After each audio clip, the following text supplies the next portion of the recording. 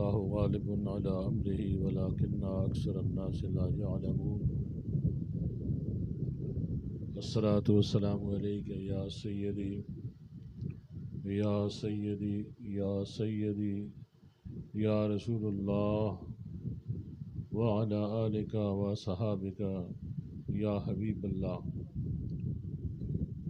تمامی احباب کو میری طرف سے السلام علیکم۔ اللہ پاک کا کروڑ شکر ہے کہ اس نے ہمیں مل بیٹھنے کا موقع دیا اور نظریہ پاکستان کے حوالے سے گفتگو ہوگی، لیکن اس کے ساتھ اور بھی ایسی چیزیں ڈسکس ہم کریں گے یا بات کریں گے جو ہم سب کے مشترکہ مسائل ہیں، مشترکہ خواہشات ہیں یا جذبات ہیں۔ پہلی بات تو یہ ہے کہ مجھ سے یہ توقع نہ کی جائے کہ میں کوئی مقرر ہوں جو لچھدار تقریر کروں گا اور میں آپ کو گرماؤں گا، آپ کے جذبات کو بھڑکاؤں گا، ایسی بات نہیں ہے، بلکہ میں سنجیدہ گفتگو کروں گا، کوشش کروں گا کہ آپ کے دل تک میں پہنچ جاؤں اور میری گفتگو آپ کے دل تک پہنچ جائے، جو اصل مقصد ہوتا ہے۔ اس کے لیے میں ایک عاجز بندہ، اور کرم ہے، مہربانی ہے میرے مرشدین کی، جنہوں نے مجھے سنوارا، بنایا، میری تربیت کی، جس کی وجہ سے آپ احباب مجھے سنتے ہیں اور دوست بھی سنتے ہیں۔ لیکن بات یہ ہے کہ جو کچھ میں آپ سے عرض کروں گا، اگر آپ اس سے متفق ہیں تو پھر آپ کو عہد دینا ہوگا، پھر آپ کو وعدہ کرنا ہوگا کہ ایک تو جو کچھ میں کہوں گا اس کی آپ تصدیق کریں گے دل سے کہ جو آپ نے کہا وہ سچ کہا۔ اگر میں غلط کہوں تو مجھے بتاؤ، بے شک آپ کو حق حاصل ہے، آپ کھڑے ہو کر بتا سکتے ہو کہ یہ ٹھیک نہیں ہے۔ اگر آپ متفق ہیں تو پھر آپ کو یہ عہد دینا ہوگا کہ ہم انہی خطوط پہ چلیں گے، انہی راستوں پہ چلیں گے جو حقیقت میں جن پہ ہمیں چلنا چاہیے بحیثیت مسلمان۔ تو ہمیں مسلمان ہیں الحمدللہ، لیکن مسلمانی کے تقاضے پورے کرنے سے ہم عاجز ہیں، وہ ہم نہیں کرتے ہیں۔ اور یہ المیہ اب اتنا ایک ایسی نہج پہ پہنچ چکا ہے، ایک ایسے مقام پہ پہنچ چکا ہے کہ جہاں ہر سو تاریکیاں نظر آتی ہیں اور پریشانیاں ہی ہیں، اور پوری قوم بلکہ پوری امت جو ہے روح بزوال ہے، زوال میں ہے۔ پوری امت، پورے روح زمین پہ آپ کو اس چیز کا ادراک ہے یا نہیں ہونا چاہیے کہ اب ہمارے اوپر جو کافر ہے اس نے غلبہ حاصل کر رکھا ہے، ہم مغلوب ہیں، ہم غلام ہیں، اور ہم نے اپنے دین کو اور اپنے پیارے نبی کے طریقوں کو چھوڑ کر ہم نے اغیار کے طریقے کلی طور پہ اپنا لیے ہیں۔ دوستو، جب ہم کلمہ پڑھتے ہیں تو ایک عہد کرتے ہیں اپنے رب کے ساتھ کہ اے رب، ہم آپ کو اپنا الہ مانتے ہیں اور پیارے مصطفیٰ کریم کو اپنا رسول، اپنا ہادی، اپنا رہنما اور ان کی اتباع اپنے اوپر لازم کرتے ہیں۔ اب یہاں سے ہم شروع ہوتے ہیں. میری کوشش ہوگی کہ میں ساتھ آپ سے سوال بھی کروں گا کہ یہ جب کلمہ ہم نے پڑھ لیا اور اس کا مطلب بھی ہم نے سمجھ لیا، کیا اس پہ ہم عمل پیرا بھی ہیں؟ پہلا سوال ہے کہ مائنڈ نہ کیجیے گا، محسوس نہ کیجیے گا. یہ نہیں کہ میں آپ کو کوئی بیسک کی بنیادی چیزیں ہمیں یہ سکھانے آ گیا ہے. یہ فکر انگیز ہیں، یہ آپ کی فکر کو، سوچ کو جگانے کے لیے باتیں. الحمدللہ آپ کلمہ پڑھتے ہیں، ہم سب کلمہ پڑھتے ہیں، لیکن کیا جو مقصد ہے، جو مطلب ہے رب کو مانا، کیا آپ نے رب کو جانا بھی ہے؟ پہلا سوال کہ کلمے کے اوپر ہم عمل کرتے ہیں یا نہیں کرتے ہیں؟ رب کو مان کر رب کو جانا ہے یا نہیں جانا؟ اپنے پیارے مصطفیٰ کریم کو جن کے عشق کے دعوے ہم کرتے ہیں بڑی شد و مد کے ساتھ، بڑے زور کے ساتھ، بڑے شور کے ساتھ، کہ غلامی رسول میں موت بھی قبول ہے، اور کہاں سے کہاں تک پہنچ جاتے ہیں. کیا ان کے طریقوں میں بھی ہم چلتے ہیں؟ کیا ان کے بتائے ہوئے راستے پہ بھی ہم چلتے ہیں؟ کیا ان کی اتباع بھی ہم مکمل طور پہ کرتے ہیں یا نہیں؟ یہ بھی ایک سوال ہے. اور جب مان کے اور پھر عمل نہ کیا جائے، اب اللہ کو ماننا ایک بات ہے، جاننا دوسری بات ہے. نبی پاک صلی اللہ علیہ وآلہ وسلم کو بھی ماننا ایک بات ہے، جاننا دوسری بات ہے. ماننے کے حد تک تو ٹھیک ہے، لیکن جاننے کے حد تک ہم نہیں پہنچے، اور اس وجہ سے ہمارے عمل جو ہیں وہ نہیں ہیں جو بحیثیت ایک مسلمان کے ہمارے ہونے چاہیے. اس کا نقصان یہ ہے کہ ہم نے دین کو یا اپنے مذہب کو محدود کر لیا ہے، اور کچھ چیزوں پہ عمل کرتے ہیں، کچھ پہ نہیں کرتے، بلکہ زیادہ پہ نہیں کرتے. کچھ چیزوں کو ہم نے پکڑ لیا، جبکہ میرا پیارا رب تو فرماتا ہے کہ مسلمانوں، ایمان والو، پورے کے پورے اسلام میں داخل ہو جاؤ، پورے کے پورے. کیا یہ کہیں ہے، کہیں ہمیں یہ ملتا ہے یہ چیز یا یہ نقطہ یا یہ بات کہیں کہ نہیں کچھ پہ عمل کرو اور کچھ پہ نہ کرو، یا 80% عمل کرو اور 20% نہ کرو؟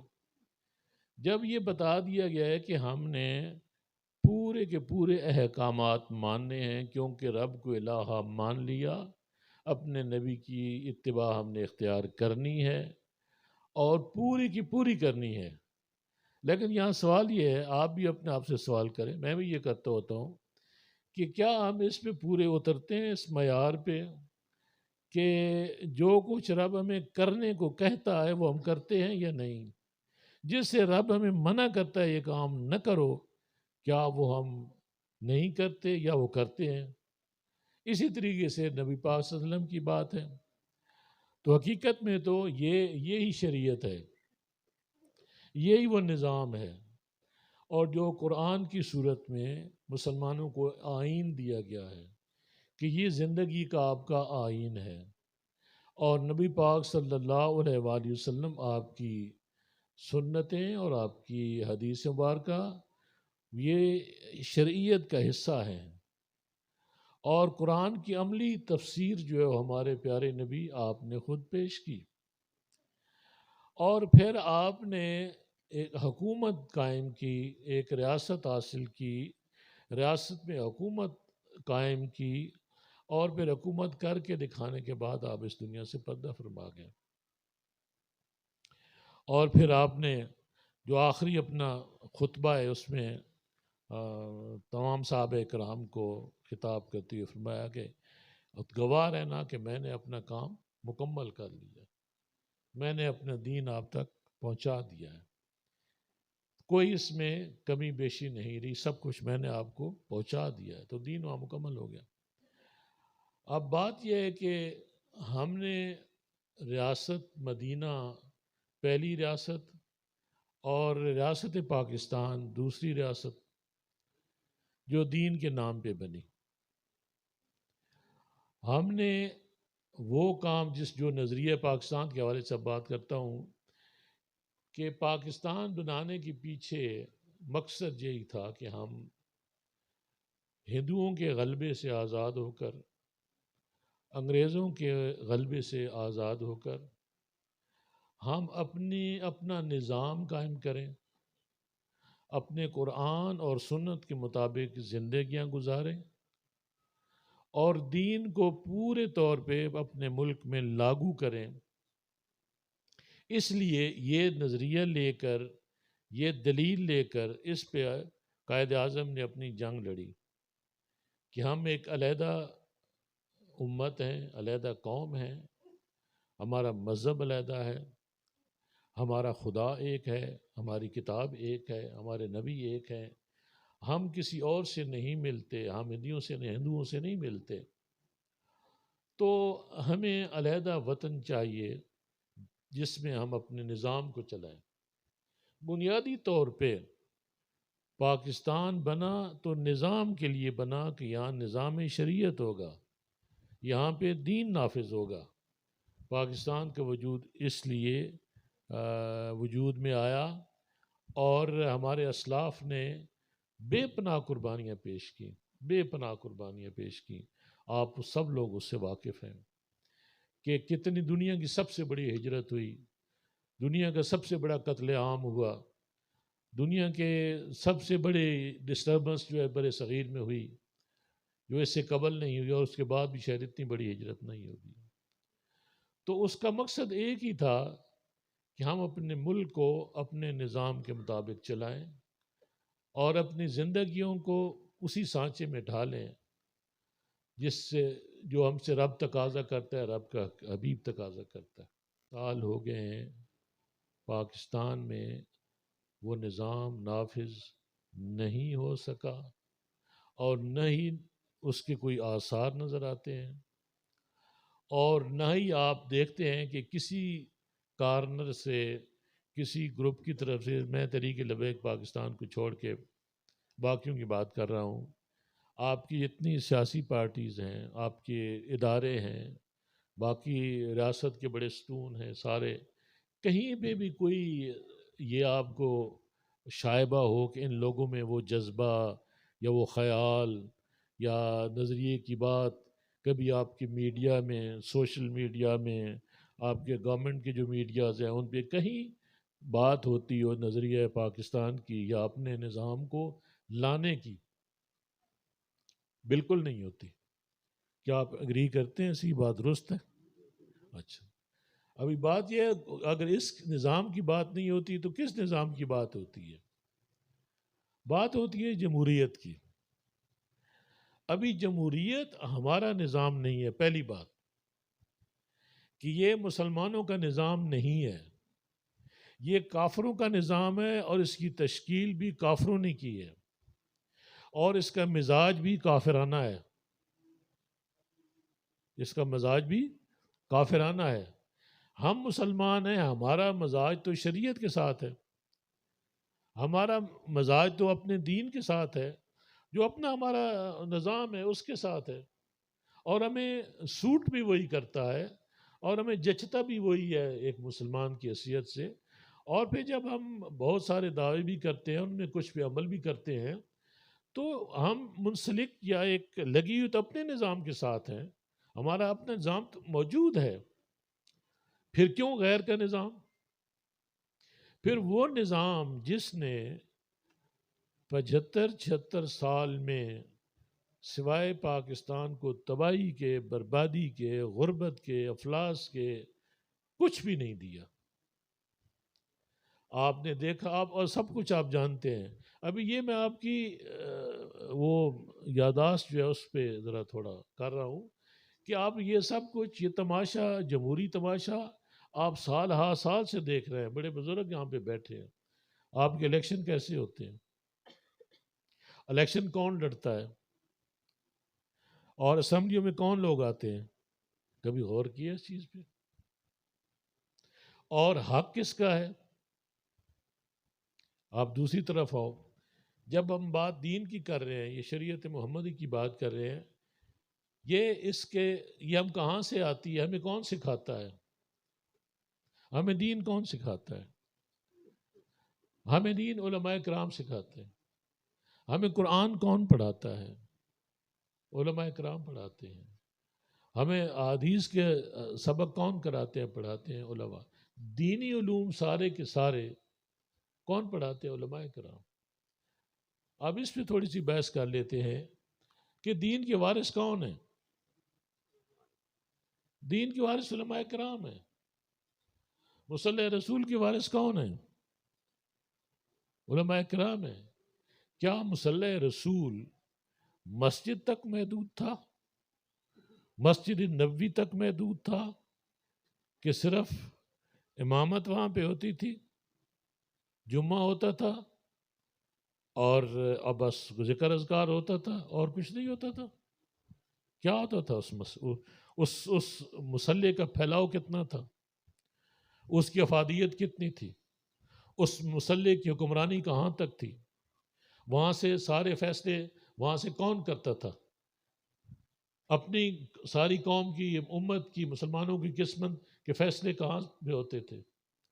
اغیار کے ساتھ تعلقات کے فیصلے کہاں سے ہوتے تھے؟ ان کے ساتھ معاملات کے فیصلے کہاں پہ ہوتے تھے؟ جنگوں کی منصوبہ بندی کہاں پہ ہوتی تھی؟ کیا یہ سیاست نہیں تھی؟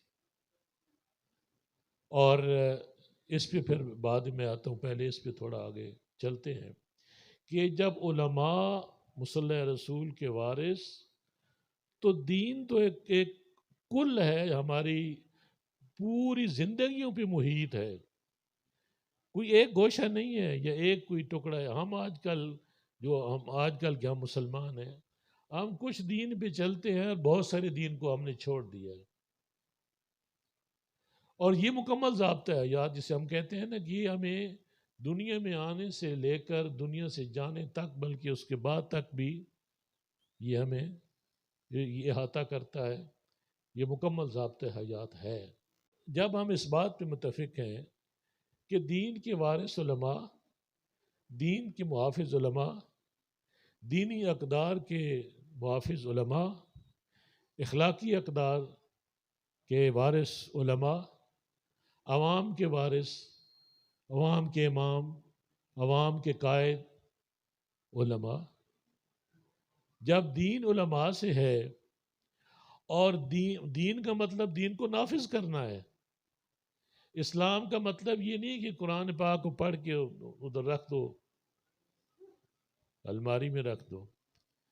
تو اسلام تو عمل کا نام ہے، دین تو عمل کا نام ہے، تو اس کو عملی طور پہ نافذ کرنا ہے، جو کہ میرے نبی نے ہمیں کر کے دکھایا، صحابہ کرام نے ہمیں سب کچھ کر کے دکھایا۔ اب یہ کام کس کا ٹھہرا؟ یہ علماء کا ٹھہرا، دین کے محافظ، دین کو پڑھانے والے، دین کو سمجھنے سمجھانے والے، دین کو نافذ کرنے والے علماء کرام۔ تو ریاست، حکومت، عوام، علماء۔ اب ایک اور بات کر لیتے ہیں کہ آپ نے سنا ہوگا کہ کہتے ہیں کہ اگر ایک گاؤں میں اگر نمبردار ٹھیک ہو جائے، نیک ہو یا خدا ترس ہو یا پاک باز نیک باز ہو، اور مولوی اس گاؤں کا مولانا اگر وہ ٹھیک ہو تو وہ گاؤں بہت اچھا ہوتا ہے، وہاں کے سارے لوگ اچھے ہوتے ہیں۔ ان دو کا صحیح ہونا، پھر حکومت اور علماء، معاشرے کی عمومی تشکیل، عمومی سدھار، آپ کی تمام اقدار کے محافظ کون ہوتے ہیں؟ حکومت اور علماء۔ علماء اگر میں نہ کہوں، لوگ اسے دانشور کہتے ہیں، لیکن میرے نزدیک دانشور صرف علماء ہیں۔ جب میں علماء کہتا ہوں تو اس میں صوفیاء بھی شامل ہیں، اور جب میں علماء کہتا ہوں تو میں علماء سو کی بات نہیں کرتا، میں ٹکڑیر مولویوں کی بات نہیں کرتا، میں باعمل علماء کی بات کرتا ہوں۔ میں متقی پرہیزگار علماء کی بات کرتا ہوں، جن پہ خدا خوفی ہے، جو پرہیزگار ہے، میں ان علماء کی بات کرتا ہوں۔ تو علماء پورے ملک میں، ریاست میں ذمہ دار ہوتے ہیں، لوگوں کے دین کی بھی حفاظت کرتے ہیں، اخلاق کی بھی حفاظت کرتے ہیں، برائیوں کے خلاف لڑنے کو بھی وہی میدان عمل میں ہوتے ہیں، شیطانی قوتوں کے سامنے بھی سینہ سپر کون ہوتے ہیں؟ علماء ہوتے ہیں۔ کفار کے ساتھ جہاد ہو تو بھی علماء سامنے آتے ہیں، اور وہ علماء جن کی قیادت سیدنا صدیق اکبر آپ نے کی، اور حضرت عمر نے کی، حضرت عثمان نے کی، مولا علی نے کی، وہ ہمارے پاس ہمارے سامنے مثالیں ہیں۔ تو ابھی جب علماء کا کام ہے ملک کو سنبھالنا، عوام کو سنبھالنا، دین کا فروغ، دین کو سنبھالنا، دین کی حفاظت، کیا یہ کام ہو رہا ہے ہمارے ملک میں؟ کیا یہ علماء کر رہے ہیں؟ جواب دیں۔ نہیں کر رہے۔ میرے ساتھ متفق ہیں آپ؟ جب پاکستان بن گیا تو کیا علماء کا کام نہیں تھا کہ سامنے میدان میں آتے اور ہر قسم کی خرافات کا مقابلہ کرتے؟ جو نظام بدیسی نظام ہے اس کو پاکستان کے قریب بھٹکنے بھی نہ دیتے کہ دفعہ ہو، جو ہمارا اپنا نظام ہے، ہم مسلمان ہیں، ہمارا نظام ہے، نظام شریعت ہے۔ لیکن کیا کیا علماء نے؟ علماء نے مدرسے سنبھال لیے، اور اس کے بعد مسجدیں سنبھال لیں۔ دین کو کس نے سکیٹ دیا؟ دین کو کس نے محدود کر دیا؟ دین کو کس نے مختصر کر دیا؟ کس نے کیا یہ؟ کون ذمہ دار ہے اس چیز کا؟ کیوں نہیں ذمہ داری لیتے؟ برائی جب آتی ہے تو برائی کو روکنا کس کا کام ہے؟ علماء کا کام ہے۔ اگر علماء برائی کا حصہ بن جائیں، آپ انہیں کیا کہیں گے؟ مطلب اگر آپ دیکھو نا، آپ مشاہدہ کریں، آپ غور کریں کہ جب برائی آتی ہے تو اس کو سب سے پہلے وہ قبول کرتے ہیں لوگ جو دین سے بیزار ہیں یا دین سے دور ہیں یا جاہل ہیں، وہ آسانی سے شکار ہو جاتے ہیں برائی کا۔ اور پھر اس کے بعد دیکھا دیکھی دوسرے لوگ بھی، اور پھر خاص بھی، خواص بھی، وہ بھی اس برائی کو قبول کر لیتے ہیں۔ مثال دیتا ہوں کہ جب ریڈیو آیا تو علماء نے فتویٰ دیا کہ اس کو سننا جو ہے وہ ناجائز ہے، فتوے لگ گئے، گانا سننا حرام ہے، اس پہ بہت زیادہ شور بچا۔ پھر کیا ہوا؟ پھر کچھ عرصے بعد علماء کے گھر میں ریڈیو بج رہے تھے، علماء خود گانے سن رہے تھے۔ یہی حال ٹی وی کا ہے۔ جب ٹیلی ویژن آیا اس وقت بھی یہی کہ یہ غلط بات ہے، یہ حرام ہے، یہ فلمیں، یہ گانے، یہ ٹھیک نہیں ہے۔ لیکن پھر کیا ہوا؟ کچھ عرصہ بعد علماء کے گھر میں ٹیلی ویژن موجود تھے، فلمیں دیکھتے تھے، گانے سنتے تھے۔ کون بک گیا؟ کس نے کمپرومائز کر لیا برائی کے ساتھ؟ کتنے دکھ کی باتیں ہیں یہ۔ جس نے روکنا تھا برائی کو، وہ برائی کا حصہ بن گیا ہے۔ وہاں سے شروعات ہوتی ہیں، نہیں روکا گیا۔ نظام تو دور کی بات ہے، میں اخلاقی جو جرائم ہیں، جو اخلاقی برائیاں ہیں، جو ہمارا مذہب اجازت نہیں دیتا، لیکن کیا علماء اور صوفیاء اس میں شامل ہیں کہ نہیں؟ آئیے اب مدرسوں پہ آئیے، آپ کے ہمارے ہوش اڑ جاتے ہیں، ہمارا وہ کیا کہتے ہیں، بڑی بہت تکلیف دہ باتیں ہیں۔ ہمارے مدرسے جو حقیقت میں یہ وہ یہاں پہ پنیری لگتی ہے، اور یہاں سے جو بچے ہیں ان کو نکل کر قوم کو سنبھالنا تھا، ملک کو سنبھالنا تھا، اداروں کو سنبھالنا تھا، اور قوم کی رہنمائی کرنی تھی۔ یہ ہمارے لیڈر تھے، یہ ہمارے قائد تھے، ہمارے مدرسوں میں پڑھنے والے بچے۔ لیکن مدرسوں میں ہو کیا رہا ہے؟ وہاں سے نکل کے آ رہا ہے، ان کی پروڈکشن کیا ہے، وہ کیا پیدا کر، ان کی پیداوار کیا ہے، کیا پیدا کر رہے ہیں. حافظ علماء کی معذرت کے ساتھ جہاں حافظ جب بنتا ہے تو اس کی خواہش ہوتی ہے کہ مجھے کوئی مسجد مل جائے اور میں امامن کراؤں اور مجھے 15,000 16,000 تنخواہ ملے اور باقی وہ ٹیوشن پڑھائے، گھروں گھروں میں جا کر وہاں سے پیسے لے. یہ کام رہ گیا علماء کا. یہ ہے مدرسے پیدا کر رہے ہیں جنہوں نے قوم کے لیڈر پیدا کرنے تھے، جنہوں نے قوم کو سنبھالنا تھا، جنہوں نے اغیار کے خلاف جہاد کرنی تھی، جنہوں نے اپنے نظام کو قائم کرنا تھا. ان مدرسوں سے وہ جو پیداوار ہے وہ ایسی ہے. اگر کوئی نظامیہ، جامعہ نظامیہ، وہ کیا کہتے ہیں، وہ کون سا کورس ہے 8 سال درس نظامی، وہ کر لیتے ہیں تو وہاں سے جو ایک ہوتا ہے نا، ایک سامنے ایک مقصد ہوتا ہے پڑھانے کا یا تعلیم حاصل کرنے کا، ایک سامنے ٹارگٹ ہوتا ہے، ایک مقصود ہوتا ہے، اس کے مطابق تو وہاں جو پڑھایا جاتا ہے تو یہی ہوتا ہے کہ یہ خطیب بنے، وہ پھر مسجدوں میں جائیں اور خطابت کریں. وہاں ایسا نہیں ہے کہ انہیں ایسے تیار کیا جائے کہ مدرسوں سے نکلنے والے فوج میں جائیں، کمیشن حاصل کریں، فوجی افسر بنیں، عدلیہ میں جائیں، انتظامیہ میں جائیں، پولیس میں جائیں، سیاست میں آئیں، قومی اسمبلی میں جائیں، صوبائی اسمبلیوں میں جائیں. کس نے جانا تھا؟ بتائیے کس نے جانا تھا؟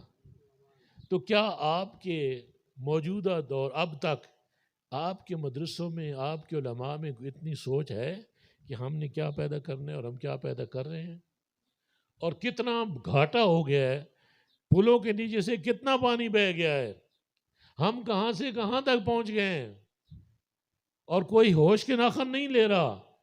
کسی کہیں سے یہ سوچ پیدا نہیں ہو رہی. علماء جمہوریت کے ساتھ چمٹ گئے ہیں جا کر. کوئی پی ٹی آئی میں علماء پھرتے ہیں، فضل الرحمان اپنی ڈگڈگی بجاتا پھرتا ہے. علماء نے بھی جمہوریت کے سامنے گھٹنے ٹیک دیے. جمہوریت کیا ہے، الیکشن کیسے ہوتے ہیں، کون کراتا ہے، اور کیسے الیکشن میں جس طریقے سے ووٹوں کو ہیرا پھیری کی خریدا جاتا ہے، لوگوں کے ایمان خریدے جاتے ہیں، لوگوں کو جھوٹ بول کے، منافقت کر کے، لوگوں کو گمراہ کر کے، سڑک کے لیے، نالی کے لیے اور لالچ میں آ کر ہم اور آپ اپنا ایمان فروخت کرتے ہیں. قصوروار ہم بھی ہیں، آپ بھی ہیں. کبھی آپ نے سوچا کہ پیپلز پارٹی ہو، نون لیگ ہو، پی ٹی آئی ہو، یہ کون لوگ ہیں، یہ کس نظام کی پیداوار ہے؟ میں لمحہ فکریہ ہے آپ کے لیے، ہم سب کے لیے. اگر اس ملک میں شریعت کا نفاذ ہوتا تو کیا جتنے بھی یہ لیڈر ہیں، آپ کی جتنی بھی سیاسی پارٹی ہیں، ان میں سے کوئی بی ڈی ممبر بھی بن سکتا تھا؟ مجھے جواب دیں. اور یہ کیا، یہ آپ کی قانون سازی کر رہے ہیں، یہ آپ کے ملکی منصوبے بناتے ہیں اور لوٹ سوٹ کرتے ہیں، اور سارے دنیا جہان کا بدماش جو ہے اسمبلی میں پہنچ جاتا ہے. ایسا کیوں ہے؟ کبھی آپ نے سوچا؟ یہ نظام جو ہے، جیسے ہمارے مدرسوں کی پیداوار ناقص ہے معذرت کے ساتھ، اسی طریقے سے ہماری سیاست میں جو لوگ سیاست میں آتے ہیں اور اس نظام کی وجہ سے اوپر آتے ہیں، یہ نظام کی ساری خرابی ہے کہ اس میں صرف بدماش اوپر آ سکتا ہے، غنڈہ آ سکتا ہے. آپ کو آٹے میں نمک کے برابر کوئی اچھا بندہ اسمبلی میں نظر آئے گا، آپ کو اچھا بندہ کوئی نظر نہیں ہے. سارے شراب کم و بیش سارے پیتے ہیں، زنا سارے کرتے ہیں، جھوٹ بولتے ہیں، لوٹ کسوٹ کرتے ہیں. بدترین مخلوق جو ہوتی ہے وہ اسمبلی میں پہنچتی ہے. بدترین، ملک کے چھانٹے ہوئے بدماش، ملک کے چھانٹے ہوئے ڈاکو، وہ آپ کی اسمبلی میں پہنچتے ہیں. کوئی شریف آدمی کیوں نہیں پہنچتا؟ کوئی دیندار کیوں نہیں پہنچتا؟ کوئی میرے نبی کا غلام وہاں پہ کیوں نہیں پہنچتا؟ نظام کافرانہ ہے، اس کا مزاج کافرانہ ہے. انہوں نے اس لیے، ابھی بات بڑی لمبی ہے اور میرے پاس اور آپ کے پاس شاید ٹائم نہ ہو، جب وہ یہاں سے گیا، جنگ عظیم پہلی دوسری لڑی گئی، دوسری جنگ عظیم کے بعد انہوں نے یہ جو یو این او وجود میں آئی، اس کے کیا اغراض و مقاصد سامنے رکھے گئے تھے، آپ کو کچھ پتہ ہے؟ اور اصل مقصد کیا تھا؟ آپ پاکستان سمیت دنیا کے تمام اسلامی ممالک یو این او کے ممبر ہیں، دستخط کی اس کے چارٹر پہ، اور یو این او کو کون چلاتا ہے؟ یہود و نصارہ چلاتے ہیں۔ ان کی فنڈنگ کون کرتا ہے؟ یو این او کو پیسہ کون دیتا ہے؟ یہود و نصارہ دیتے ہیں۔ کیا آپ یو این او کے چارٹر کے خلاف کوئی کام کر سکتے ہیں؟ سوال ہے، نہیں کر سکتے۔ اور وہ آپ کو آپ کے دین پہ چلنے دیں گے؟ نہیں۔ وہ اپنا نصاب آپ کو دیتے ہیں۔ بہت بڑا المیہ ہے ایک اور، کہ آپ کا نصاب جو ہے، آپ کی یونیورسٹیز جو ہیں، آپ کے کالجز جو ہیں، آپ کے سکول جو ہیں، ان میں کون سی سوچ منتقل کی گئی ہے پچھلی صدیوں سے، یا کم از کم جب سے انگریز آیا؟ مدرسوں کو علیحدہ کر دیا، سکول کو علیحدہ کر دیا۔ لارڈ مکالے نے بڑا ظلم کیا، آتے ہی اس نے دیکھا برے صغیر میں سب سے زیادہ مؤثر جو ادارے تھے وہ مدرسے تھے۔ پوری برے صغیر میں، اگر میں غلط نہیں ہوں تو 84,000 کا فگر ہے، فگر مجھے صحیح یاد نہیں ہے، رفلی میں بتا رہا ہوں، کہ وہ مدارس تھے جن سے بچے فارغ التحصیل ہونے کے بعد وہی قیادت کے قابل ہوتے تھے، اور پورے ہندوستان میں ان کو پذیرائی ہوتی تھی، ان کو مختلف محکموں میں جاتے تھے، اور نظام جو ہے مملکت کا وہ چلاتے تھے۔ انہوں نے کہا کہ اس نے ہمیں اگر فتح کرنا ہے اور ہندوستان میں بڑی دیر تک رہنا ہے، ان کے وسائل پہ قابو کرنا ہے، تو سب سے پہلے ایجوکیشن کی تباہ کرو۔ مل بیٹھے، منصوبہ بندی ہوئی، اور وہ منصوبہ آج تک چل رہا ہے بڑے کامیابی کے ساتھ۔ مدرسوں کو علیحدہ کر کے سکولوں کو، وہاں پہ انگریزی تعلیم، انگریزی کلچر، انگریزی سوچ، انگریزی لباس، ٹائی، پین کوٹ وغیرہ پہن کے آ گئے جی۔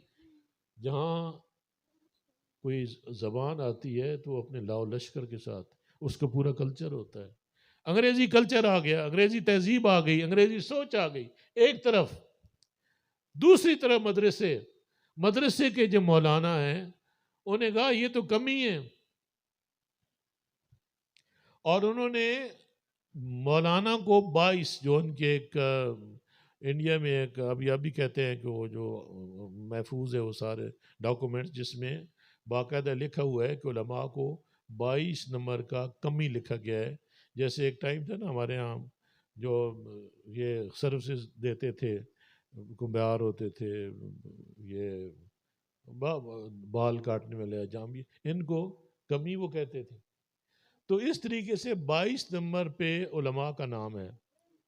پھر ان کو انہوں نے اس طرف لگا دیا، انہیں سیاست سے دور کر دیا، حکومت سے دور کر دیا، اور پھر یہ کیا کرتے تھے؟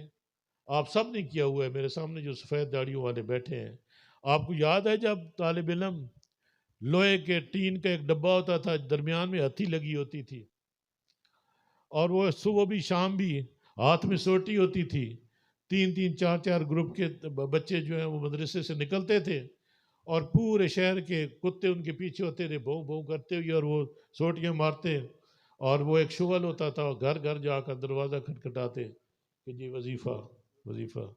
وہ روٹی دیتے تھے، اتنی آدھی روٹی، پوری روٹی دے رہے، کوئی دال دے رہا ہے، کوئی سبزی دے رہا ہے، وہ سارا ایک ہی کھاتے میں وہاں ڈالتے، اور پھر جا کر مولانا صاحب، مولوی صاحب کے سامنے رکھ دیتے، اور وہ سارے بچے مل کے، وہ جو ملغوبہ بنا ہوا تھا مختلف سالوں کا، وہ وہاں بیٹھ کے سارے کھاتے۔ بس اس پہ قناعت کر گئے۔ جو اتنا بڑا کام جنہوں نے کرنا تھا، کدھر گیا؟ ہمارا دین یہ سکھاتا ہے، یہ کس نے ہمارے ساتھ ظلم کیا؟ اور آج تک ہوتا آ رہا ہے۔ آج بھی بات وہی ہے کہ 20,000 18,000 15,000 مولانا صاحب کو ملتا ہے، اور مسجد کمیٹی کے رحم و کرم پہ ہیں، اپنی طرف سے بات بھی کھل کے نہیں کر سکتے ہیں۔ محدود کر دیا گیا ہے، دین کو سکیڑ دیا گیا ہے، اور یہ آج تک یہ پریکٹس جاری ہے۔ یہ ظلم نہیں تو اور کیا ہے؟ یہ زیادتی نہیں تو اس کے خلاف کون اٹھے گا؟ کیسے دین تخت پہ آئے گا؟ کس نے لانا ہے؟ جس نے لانا تھا وہ تو خود ختم ہو گیا۔ دین لانے والے تو علماء تھے۔ علماء کا رول کتنا محدود ہو گیا ہماری سوسائٹی میں، ہمارے معاشرے میں، اور وہ ان میں حرکت بھی نہیں ہے۔ دکھ کی بات یہ ہے کہ وہاں سے کوئی سپاک ہونا چاہیے تھا، کوئی کرنٹ ہونا چاہیے تھا، کوئی آواز بلند ہونی چاہیے تھی، کوئی شور غوغا ہونا چاہیے کہ نہیں، متحد ہو کر سارے علماء متحد ہو، نہیں ہم ایسا نہیں ہونے دیں گے اس ملک میں۔ پاکستان کا مطلب کیا؟ لا الہ الا اللہ۔ کیا ایسے آپ کو دیکھنے کو ملا ہے؟ نہیں ملا۔ تو یہ بہت بڑی زیادتی ہے۔ اب دیکھیں کہ انہوں نے ملک کو سنبھالنا، انہوں نے ملک کو چلانا، لیکن حالت یہ ہے کہ ان کے ساتھ سلوک وہی جو انگریز کرتے آئے ہیں، آج کی حکومت بھی ان کے ساتھ وہی سلوک کر رہی ہے۔ مدرسوں کی جو آواز ہے اس کو دبا دیا جاتا ہے۔ تو میں عرض کر رہا تھا، یو این او کے جو ممبر ہیں ان کو یہ حق حاصل نہیں کہ اپنی مرضی سے کوئی کام کریں۔ ان کے نیچے ذیلی ادارے ہیں، ذیلی ادارے ہیں یو این او کے نیچے۔ ان کا اربوں خربوں کا ان کا بجٹ ہوتا ہے جن کو چلانے کے لیے سارے یہود و نصارہ دیتے ہیں، ایک کام کے لیے کہ مسلمان کبھی دنیا میں سر نہ اٹھا سکے، کبھی اپنا نظام نہ لا سکے۔ وہاں سے ہدایات ملتی ہیں۔ ہماری قومی اسمبلی کے جو ممبران ہیں ان کو وہاں سے ہدایات ملتی ہیں۔ اگر یہ ان کی بات نہ مانے تو ان کی ایڈ بند ہو جاتی ہے، ڈالر نہیں ملتے ہیں، اور یہ اسمبلی میں وہی کچھ کرتے ہیں جو وہاں سے ان کو حکم ملتا ہے۔ تو ہم آزاد ہیں یا غلام ہیں؟ ہم بدترین غلام ہیں۔ مسلمان ہوتے ہوئے مسلمان نہیں ہیں، مسلمان ہوتے ہوئے اپنا نظام نہیں چلا سکتے۔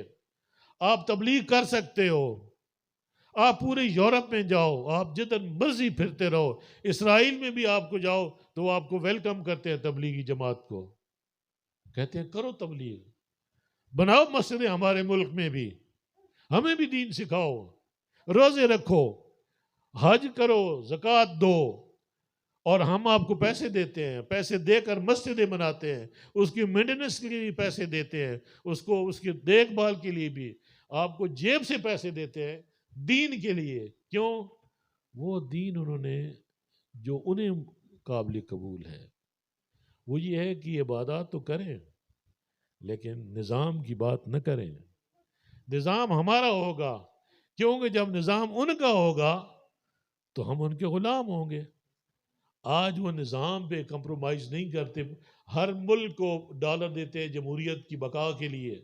ہر آج جمہوری آدمی، جمہوری لچا، جمہوری بدماش اسمبلیوں میں تقریروں میں کہتے ہیں ہم جمہوری لوگ ہیں، ہم جمہوریت کو ڈیریل نہیں ہونے دیں گے، ہم جمہوریت کے ساتھ کھڑے ہیں، یہ جمہوریت وہ جمہوریت، جمہوریت جمہوریت۔ تمہارا منہ خراب ہو، گندے لوگ ہو، کبھی شریعت محمدی کی بات کرو، تم نے مرنا نہیں ہے۔ تو میرے دوستو، یہ سیاست علماء کا کام ہے۔ جب میں نے کہا ان میں اتنی بھی ایک اور بات بتا، ابھی علماء بتاتے ہیں، میں انہی کی صحبت میں بیٹھ کے انہی سے سنا ہے، صوفیاء کی صحبت، کہ دین کے چار ستون ہیں، آپ کی عقائد ہیں، آپ کی عبادات ہیں، آپ کے معاملات ہیں، آپ کے اخلاقیات ہیں، ان کو ملائیں تو یہ دین بنتا ہے۔ یہ دین کے چار ستون ہیں۔ علماء بتاتے ہیں کہ لکھتے ہیں کتابوں میں کہ یہ جو عقائد اور عبادات، جو معاملات اور اخلاقیات ہیں، یہ دو ملائیں تو یہ سیاست بنتی ہے۔ ان کا آدھا آپ کا دین سیاست ہے، عبادت سے انکار نہیں، لیکن عقیدہ پہلے، اس کے بعد عبادت آپ کی من کی صفائی کرتی ہے، آپ کو دین کا شعور بیدار ہوتا ہے، بہت ساری چیزیں ہیں۔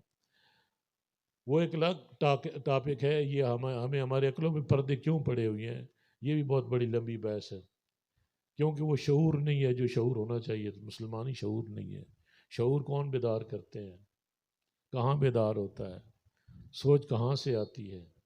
یہ اللہ والی سوچ کہاں سے آتی ہے؟ رسول اللہ والی سوچ کہاں سے آتی؟ یہ اللہ والوں کے ساتھ بیٹھنے سے آتی ہے، اللہ والوں کی صحبت سے آتی ہے، اللہ والوں سے سیکھنے سے آتی ہے۔ سلوک کرو، طریقت میں آؤ تو آپ کو شعور نصیب ہو جائے گا۔ یہ عاجز آپ کے سامنے ہے۔ میں ایک فوجی، مجھے 35 سال کے بعد میں آ گیا تھا اس دنیا میں، لیکن اس سے پہلے مجھے کوئی دین کا نہیں پتہ تھا، کوئی نماز نہیں پڑھتا تھا، 2 ٹائم شیو کرتا تھا، کوئی پتہ ہی نہیں تھا۔ میرے رب نے کرم کیا، صحبت ملی، اولیاء کرام کے پاس گیا، پھر مطالعہ کیا، پڑھا، اور پھر وہاں سے یہ سب کو یہ شعور ملا۔ اللہ پاک نے مجھ پہ کرم کیا۔ میں یہی درد ہے جو آپ کے ساتھ شیئر کرنا چاہتا ہوں، بانٹنا چاہتا ہوں، کہ ہم کتنے گھاٹے میں چلے گئے ہیں، اور ہم نے ملک کو کن کے حوالے کر دیا ہے، اور ہم نے اپنی نسلوں کو برباد کر دیا ہے، ہمارے بچوں کو برباد، ہمارے بچے برباد ہو گئے ہیں۔ ہماری یونیورسٹیز میں کیا ہو رہا ہے؟ یہ کیا ہے؟ یہ سارا نظام، اگر یہاں اسلام ہوتا، یہاں دین ہوتا، تو یہ بہاولپور یونیورسٹی میں جو کچھ ہوا وہاں نہیں، ہر جگہ ایسے ہو رہا ہے۔ وہ تو ہے کہ وہ سامنے آ گیا، پکڑے گئے۔ آپ کی کوئی یونیورسٹی، کوئی کالج ایسا نہیں جہاں پہ ویسا نہ ہو رہا ہو۔ نشے چل رہا ہے، بچیاں رات کو باہر ہوتی ہیں، پتہ نہیں کس کس کے پاس جاتی ہیں، اور کیا کچھ ہو رہا ہے۔ ماں باپ نے پڑھائی کے لیے بھیجا ہوا ہے۔ یہ کیا ہے؟ یہ نظام، یہ کافرانہ نظام۔ میرے دوستو، یہ آپ اور ہمارا بہت بڑا المیہ ہے۔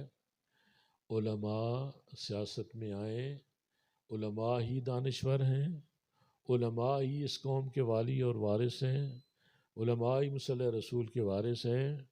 علماء کو مضبوط کرو، اور لیکن ان کن علماء کو جو 2 نمبری کرتے ہیں، ان کا بھی محاسبہ کرو، ان کا محاسبہ کرو، اور جو ٹھیک علماء ہیں، جو حق والے ہیں، جو سچ والے ہیں، ان کو مضبوط کرو، ان کو اپنا قائد بناؤ۔ اس لیے میں تحریک لبیک پاکستان کی قیادت سے بھی میں یہ بارہا میری یہ کوشش بھی رہی ہے، اب بھی میری کوشش ہے کہ آپ کا جو یہ کہنا کہ ہم دین کو تخت پہ لائیں گے، یہ اس وقت تک نہیں ہو سکتا جب تک آپ خود اپنے اوپر دین لاگو نہیں کرتے۔ آپ اپنے فیصلوں میں، آپ اپنے تنظیم میں، آپ اپنے معاملات میں اگر آپ نہیں نافذ کرتے دین کو، تو آپ ملک میں کیسے دین نافذ کریں گے؟ اگر آپ کے پلیٹ فارم سے جو مولانا ہیں، اگر آج بھی اگر ان کا یہی مقصد ہے کہ انہیں تحریک کی وجہ سے عہدہ مل گیا ہے، تو ان کی پہچان اور بڑھ گئی ہے، وسیع ہو گئی ہے، تو انہوں نے ریٹ اپنے بڑھا لیے ہیں۔ وہ جا کر کوئی جو 20,000 لیتا تو 50,000، 60,000، 70,000۔ کیا ایسے لوگ موجود ہیں یا نہیں ہیں؟ اس کا حل ہونا چاہیے۔ مطلب کاروبار تو نہیں ہے۔ کیا رضوی صاحب کی یہی ٹیچنگز تھی؟ ان کو سنو نا، وہ کیا کہتے تھے لوگ، اگر یہ کرنے پیسے کمانے تو کاروبار کرو، چھوڑ دو دین کو، جاؤ کاروبار کرو۔ دین کاروبار نہیں ہے، یہاں تو قربانی دینی پڑتی ہے۔ اور یہ جو قوم کے محافظ، قوم کے لیڈرز، قوم کے امام، ان کو یہ نہیں جچتا کہ وہ یہ کام کرتے پھرے، تو انہیں اپنے دین کے الحمدللہ ثم الحمدللہ مجھے فخر ہے اس شخص پہ کہ میں ان کی صحبت میں رہا، ان کی قربت میں رہا، بہت محبت والا رشتہ رہا جب تک وہ زندہ رہے، اور میں نے بڑے قریب سے انہیں دیکھا۔ ان جیسا شخص اس دور میں نہیں، اور صدیوں بعد پیدا ہوتا ہے۔ انہوں نے صحیح معنوں میں دین کی تشریح کی جو کرنی چاہیے تھی، اور اپنی اس معذوری کے باوجود بھی انہوں نے سب کچھ وہ کر کے دکھایا، بلکہ پوری دنیا کو ہلا کے رکھ دیا، پورے عالم کفر کو ہلا کے رکھ دیا، پورے پاکستان کے جو یہ ماڈرن لوگ ہیں، یہ جو لبرل لوگ ہیں، ان کو ہلا کے رکھ دیا۔ تو آپ کے سامنے ان کا کردار، تو یہ کردار سارے علماء کا ایسا ہونا چاہیے۔ ان کو میدان میں آئیں، آپ خودآرا اپنے ایمان کا سودا نہ کریں، جو غلطیاں ہو گئیں اس سے ان کی معافی مانگیں اپنے رب سے، توبہ کریں کہ ہم اپنے ایمان کا سودا کرتے رہے، ہم غلط لوگوں کو اگر آپ نے ووٹ، ان بدماشوں کو ووٹ دیتے رہے تو کیا آپ سے پوچھا نہیں جائے گا کہ آپ نے ان کو کیوں ووٹ دی؟ ایک اور طرف چلتے، کیا امام عالی مقام کا بھی یہی جھگڑا نہیں تھا ووٹ کا؟ بتائیں نا، امام علی مقام کا بھی بیعت کیا تھی؟ اس زمانے میں بیعت ہوتی تھی، اس دور میں الیکشن یا ووٹ یہ ہوتے ہیں، اس زمانے میں بیعت جو چیدہ چیدہ لوگ، بڑے بڑے لوگ ہوتے تھے، ان سے ان کو پیغام بھیجے جاتے تھے یا از خود وہ بیعت کر لیتے تھے کہ ہاں جی ہم نے آپ کی بادشاہی قبول کر لی، آپ کی خلافت قبول کر لی، تو وہ اسے بیعت کہتے تھے۔ امام نے بیعت کیوں نہیں قبول کی یزید کی؟ کیوں؟ کہ وہ شریعت والا بندہ نہیں تھا، وہ شریعت کا دشمن تھا، وہ غلط انسان تھا، وہ شرابی تھا، وہ زانی تھا، اس کو امام کیسے اس کو ووٹ دے دیتے؟ آپ نے ووٹ نہ دیا، بلکہ کیا کیا؟ اپنے 72 تن جو ہیں وہ قربان کر دیے۔ کس کے لیے؟ ہمیں سبق دینے کے لیے کہ آنے والے لوگوں تک یہ مشعل راہ ہو، یہ قربانی تاکہ وہ اپنے سامنے رکھیں، جب بات ووٹ کی آ جائے، جب بات قیادت کی آ جائے، جب بات ریاست اور حکومت کی آ جائے، تو یہ چیز ان کے سامنے ہونی چاہیے کہ جو غلط لوگ ہیں اس کی نہ بیعت کرو، انہیں ووٹ نہ دو۔ دو سوچیں اس وقت سے میں بتاتا ہوں تو دو سوچیں پھوٹی، ایک یزیدی سوچ تھی اور ایک حسینی سوچ تھی۔ حسینی کردار ادا کرنے والے بھی تواتر کے ساتھ آج تک آ رہے ہیں اور قیامت تک آتے جائیں گے، جو حق کی آواز بلند کرتے رہیں گے، جیسے خادم حسین رضوی، اور یزیدی بھی آتے رہیں گے، جیسے آپ کے اوپر جس وقت مسدد لوگ ہیں۔ کیا ان کا رول کسی طریقے سے یزید سے کم ہے؟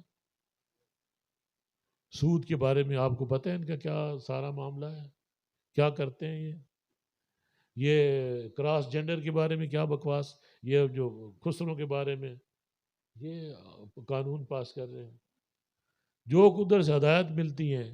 آپ اندازہ لگائیں کہ یو این او میں اسرائیل کی جو نمائندہ ہے وہ وہاں پہ تقاضا کر رہی ہے، احتجاج کر رہی ہے پوری اسمبلی میں کہ پاکستان کو پابند کیا جائے کہ وہ جو کراس جنڈر کا بل اور سیکس کی آزادی کے مرد مرد کے ساتھ شادی کر سکتا ہے، یہ سارے کام میں وہ قانون سازی کرے پاکستان، سارے اس پہ دباؤ ڈالو۔ یہ حالت رہ گئی ہے آپ کی، یہ حالت ہے آپ کے پاکستان کی، جو لا الہ الا اللہ محمد رسول اللہ کے نام پہ بنا۔ اس ملک کی حالت یہ ہے کہ وہاں سے آپ کو ڈکٹیئر کون کر رہے ہیں، آپ کو کون دھمکا رہے ہیں اور بتا رہے ہیں؟ یہودی اور نصرانی عیسائی، وہ آپ پہ قابض ہیں۔ تو یہ اب میں کہاں سے شروع کروں، کہاں سے ختم کروں، مجھے کوئی سمجھ نہیں آتی، لیکن ایک بات مجھ پہ واضح ہے اور اس میں کوئی مجھے شک نہیں ہے کہ جب تک پاکستان یا دنیا اسلام میں ہم اپنے نظام کو لانے میں کامیاب نہیں ہوتے، ہم رسوائے زمانہ رہیں گے، ہم کبھی نہیں پنپ سکتے، ہماری اولادیں برباد ہو چکی ہیں، ہمارے بچے برباد ہو چکے ہیں۔ آپ یہ نہ سمجھیں کہ آپ سیف ہیں، ہم نے بڑے غلط سودے کر رکھے ہیں اور ان کی ذمہ داری بہت سارے لوگوں پہ عائد ہوتی ہے، اور سب سے زیادہ وہ جو شعور والے لوگ ہیں، جو دین والے لوگ ہیں، جو جن کو علماء اکرام اور صوفیاء اکرام کہتے ہیں۔ کیا دین اتنا محدود کر کے آپ نے رکھ دیا ہے کہ خانقاہیں جو ہیں تو صرف وہاں پہ ذکر اذکار اور اللہ اللہ خیر صلی اللہ باہر کا پتہ نہیں کیا، اور جو کچھ ہوتا ہے ہوتا رہے؟ نہیں، آستانوں کا کام ہے کہ مریدوں کو ایسے مرید تیار کریں جو کہ ہر جگہ جائیں اور قیادت کریں، لوگوں کی قیادت کریں اور بدی کی قوتوں کے خلاف جہاد کریں، اس نظام کو للکاریں۔ یہی کام علماء کا ہے۔ تو میرے دوستو، یہ ہمارے المیے ہیں، اور میں یہ چاہتا ہوں کہ آپ مسجدوں میں، اب کچھ عرصہ پہلے، چند سال پہلے کی بات ہے، میں ایک مسجد میں گیا تو وہاں میں نے گفتگو کی، تو نے کہا جی آئندہ میں صاحب کو دعوت نہ دیں، یہ ادھر آ کر سیاست کی باتیں کرتے ہیں۔ اب یہ جو میں باتیں کر رہا ہوں، اگر یہ میں باتیں کروں تو وہ کہتے ہیں جی سیاست کی بات ہے۔ یہ کتنی جاہلانہ سوچ ہے اور کتنی گھٹیا اور غلط سوچ ہے کہ انہیں پتہ ہی نہیں ہے کہ مسلمانوں کی مسجدوں کا رول کیا ہے، ہماری زندگی میں کیا کردار ہے۔ صرف وہاں نماز تو نہیں ہے، صرف نماز جا کر پڑھے، آپ کے جتنے فیصلے ہیں، عوامی فیصلے، وہ وہاں پہ ہوتے ہیں، آپ کی قیادت وہاں سے ابھرتی ہے، وہاں سے نکلتی ہے، آپ کے لوگوں کے جو بھلائی کے منصوبے وہ وہاں سے ہوتے ہیں۔ تو میرے دوستو، سیاست میرا یہ نظریہ ہے، اور یہ میرا نہیں بلکہ حقیقت یہ دین کا نظریہ میں تو بیان کر رہا ہوں کہ سیاست صرف کام علماء کا ہے، کیونکہ سیاست کام اہل علم کا ہے، جاہلوں کا نہیں ہے، دین دشمنوں کا نہیں ہے، دین بیزار لوگوں کا نہیں ہے، لبرلز کا نہیں ہے، سیکولر ذہن رکھنے والوں کا نہیں ہے، بدماشوں کا، غنوں کا، زانیوں کا نہیں ہے۔ اور یہ حق کس کا ہے؟ کس کا ہونا چاہیے؟ علماء۔ اگر علماء سیاست میں رہتے اور یہ اعلان نہ کرتے جگہ جگہ کہ جی ہم تو خیر سیاسی لوگ ہیں، ہمیں سیاست سے کوئی سروکار نہیں ہے، پھٹے منہ تیرا، یوتی مارے ایسے بندے کو۔ آپ کا تو کام ہی یہی ہے، آپ کو تو کام، تمام انبیاء نے سیاست کی، بدو اسرائیل کے سارے انبیاء سیاست کی، قرآن میں اس کا ذکر ہے، حضرت یوسف علیہ السلام کا ذکر ہے۔ انہوں نے تو مانگی تھی کہ بادشاہ کے مجھے آپ اس کا خزانے کا انچارج بنا دیں، یہ مجھے وزارت دے، میں آپ کے حالات سارے درست کر دوں گا۔ یہ کہتے ہیں کہ نہیں جی ہمارا کام ہی نہیں ہے۔ یہ سبق اس کو کس نے پڑھایا ہے؟ اسی انکل سام نے پڑھایا ہے، انگریز بادشاہ نے، کہ تمہارا مسلمانوں کا کام۔ اس لیے آج ہم جو کچھ نظام کے علاوہ جو کچھ کرتے رہیں وہ کہتے ہیں شاباش، ویل ڈن۔ دو اسلام ہیں اس وقت، جو ایک اسلام وہ ہے جو انگریز کو پسند ہے، انگریز نے اس کو اس پہ مہر لگا دی ہے کہ یہ ہمیں قبول ہے، یہ آپ بے کرتے رہو۔ دوسرا وہ ہے کہ جو مسلمان حق والی بات کرتے ہیں، اپنے نظام کی بات کرتے ہیں، جو شریعت محمدی کا نفاذ کرتے ہیں، وہ کہتے ہیں نہ یہ بات ہم آپ کو نہیں کرنے دیں گے، جب آپ یہ بات کریں گے ہم آپ کی گچی مروڑ دیں گے۔ اور یہ کرتے ہیں، یہ کرتے ہیں۔ آج مجھے بتاؤ پوری روئے زمین پہ کہیں شریعت ہے؟ سعودی عرب میں کیا ہو رہا ہے؟ وہ ان سے بھی 4 قدم آگے نکل گیا ہے، جو ابھی تک انہوں نے نہیں کرنا وہ بھی وہ کرنے کے آگے بڑھ گئے ہیں، وہ ایم بی اے صاحب، شہزادہ صاحب، اور سارے باقی تو جتنے بھی، آپ کو پتہ ہے کہ عربوں میں کیا حالت ہو چکی ہے۔ ایک پاکستان میں دم خم تھا کہ دنیا میں یہ دوسری اسلامی ریاستی جو دین کے نام پہ قائم ہوئی تھی، اور وہاں پہ یہ حشر ہو چکا ہے، تو ہمیں خواب خرگوش سے اٹھنا ہوگا، ہمیں اپنے ضمیر کو جھنجھوڑنا ہوگا، ہم نے اپنے نبی پاک صلی اللہ علیہ وسلم کی طرف دیکھنا ہوگا، اپنے اللہ رسول کی طرف دیکھنا ہوگا، اور ہمیں پورے کا پورا اسلام میں داخل ہونا ہوگا، پورے طریقے سے شریعت کو اپنے اوپر نافذ کرنا ہوگا۔ اس کے علاوہ ہماری کوئی فلاح اور کوئی بقا کی کوئی صورت ہمیں نظر نہیں آتی۔ اس لیے میرے دوستو، آپ آئندہ انتخاب کریں۔ میں آپ کو نہیں کہتا کہ آپ مجھے ووٹ دیں، نہ میں آپ سے ووٹ مانگنے آیا ہوں، اور نہ میں شاید ووٹوں میں الیکشن میں حصہ لوں، لیکن کم از کم آپ جب آپ کے لوگ سامنے آتے ہیں تو اس وقت دیکھیں کہ یہ اس قابل ہے یا نہیں۔ مجھے یاد ہے میرے پیر و مرشد باجی مقصود علی شاہ رحمۃ اللہ علیہ، کوٹ گولہ شریف والے، تو مجھے بتایا گیا کہ آپ جب لوگ ان سے پوچھتے تھے نا کہ بابا جی ووٹ آ گئے، ہوں ووٹ کہاں دے وہاں سی، کچھ سمجھ نہیں آنی، سارے آنے پہ ووٹ آسان دے آسان، کہاں ووٹ دے وہاں۔ بابا جی پھر میں نے انہیں کہ بچہ کوئی شریعت نال ہوئے آنا تو میں آپ ٹر کے ون کے اساں ووٹ دیویں، میں آپ ونجیاں اساں ووٹ دیون واسطے، تے شریعت والا تو بندہ ہے کوئی نہ، باقی دنیا نے مفاد نے جساں جتھے مفاد ہے اتنے ووٹ دے۔ تو مطلب یہ ہے کہ آپ ان لوگوں کا چناؤ کریں جو نیک ہوں، پرہیزگار ہوں، جو دین کو سمجھتے ہوں، دین پہ عمل کرتے ہوں، کرانے والے ہوں۔ اور جو میں نے آپ کو یہ باتیں بتائی ہیں، بہت کچھ ہے آپ کو بتانے کو، بہت کچھ ہے، لیکن کیا کریں؟ صرف بتانے سے یا تقریروں سے تو بات نہیں بنتی، بات تو عمل سے بنتی ہے، جب عمل نہیں ہوگا تو کچھ بھی نہیں ہوگا۔ تو اس لیے میں یہ آپ کے درمیان یہ فکر، یہ چیز منتقل کرنا چاہتا ہوں کہ آپ اپنے ذہنوں میں اس چیز کو جگہ دیں، اور اس سوچ کو جگہ دیں، اور اس کو پلنے پوسنے دیں، اس کو بڑا ہونے دیں، اور اس پہ عمل کریں۔ تو میں نے جو شروع میں کہا تھا کہ میں آپ سے بات چیت میں پوچھوں گا کہ اگر آپ کو میری بات جو میں کہہ رہا ہوں یہ حق ہے، سچ ہے، تو پھر آپ کو میرے ساتھ عہد کرنا ہوگا کہ آپ اس کے لیے تیار ہیں۔ سب نے ہاتھ کھڑا کرنا ہوگا. جو ہاتھ نہیں کھڑے گا وہ سامنے آ جائے مجھے کہے جی کیا میں یہ بول. اللہ پاک آپ کو جزائے خیر دے. میرا یہی آپ سے ہے کہ آپ اپنے اوپر شریعت لاگو کریں، اپنے بچوں کو بچائیں، دین کی تعلیم دیں، اور وہاں پہ پڑھائیں جہاں دین. یہ نہ ہو کہ جہاں پہ بچے سنورنے کی بجائے بگڑیں. ایسے ادارے بھی ہیں جہاں پہ بچے جاتے ہیں تو سنورتے کم ہیں اور بگڑتے زیادہ ہیں. ذرا خیال سے. اور اس کے بعد جو ہے ووٹ جو ہے وہ دیں تو وہ شریعت والے کو دیں، دین والے کو دیں، اور تقاضا کریں کہ ہم کسی اور کو ووٹ نہیں دیں گے، اور بڑے واضح طور پہ اپنا موقف سب کو بتائیں. اور اس کے لیے آپ کام کریں. جو میں نے آپ کو عرض کیا ہے یہ اگر میں سوچ سکتا ہوں تو آپ کیوں نہیں سوچ سکتے؟ آپ بھی تو سوچ سکتے ہیں. آپ بھی غور کریں ان چیزوں پہ کہ ہمارا یہ نقصان ہو گیا ہے، اس کا کوئی نہ کوئی تو اس کا حل ہونا چاہیے. تو اس لیے اس کا بہترین حل یہ ہے کہ خود بھی شریعت پہ عمل کریں، اپنے گھر والوں کو بھی اس پہ عمل کرائیں، اپنی بچیوں پہ بھی. آج ہماری بچیاں جو ہیں وہ غلط لباس پہنتی ہیں، اور زیادہ کمزوری جو ہے وہ ہمارے معاشرے میں مردوں کی ہے. عورتوں کو بے لگام کرنے میں مردوں نے کردار ادا کیا ہے. آج جو ہماری بچیاں سڑکوں پہ آ کر کہتی ہیں کہ میرا جسم میری مرضی، ان کو کس نے تیار کیا؟ ایک دن میں یہ تیار نہیں ہوئی ہیں. یہ گھر والوں کی، یہ والدین کی، یہ بھائیوں کی. انہیں پابند رکھتے اس چیز کا، انہیں اتنی آزادی نہ دیتے کہ وہ اس قسم کے کام کریں. ان کے پیچھے کون ہے؟ وہی ہیں. ابھی آپ دیکھو کہ یورپ کی عورت کا کیا حال ہے، امریکہ میں. اب وہ عورتیں کیا کر رہی ہیں؟ وہ وہ بالکل ننگی ہو گئی ہیں. ان کی کوئی قدر و منزلت نہیں ہے. وہ بے حیا معاشرہ بالکل ختم ہو گیا ہے. تمام وہ ہمیں بھی ایسا ہی کرنا چاہتے ہیں کہ جیسے وہ ہیں ویسے ہی ہم ہو جائیں. بس ان کا یہ ہے کہ ہم برابری پہ آ جائیں.